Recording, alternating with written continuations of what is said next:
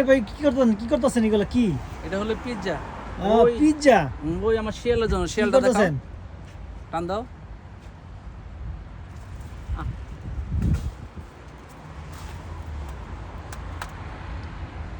শিয়ালে কি পিৎজা খায়? হ্যাঁ, শিয়ালে পিৎজা খায়। এটা দেখা যায় অনেক দামি পিৎজা।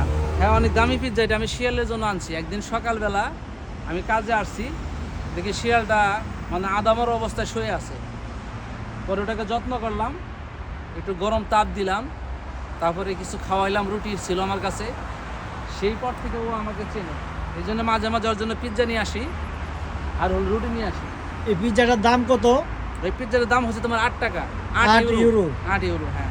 বাংলাদেশি টাকায় প্রায় 1200। প্রায় 1200 টাকা। আপনার তো দেখা যায় প্রাণীদের প্রতি অনেক মায়া মহব্বত। অবশ্যই অবশ্যই, আমি সবার প্রতি যত্নশীল।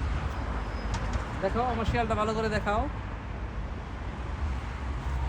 খুব মজা করে খাইতেছে। হ্যাঁ, দেখ আজকে এটুকু খাক, এটুকু আবার কাল খাবে। ঠিক আছে, আল্লাহ হাফেজ, ভালো থেকো।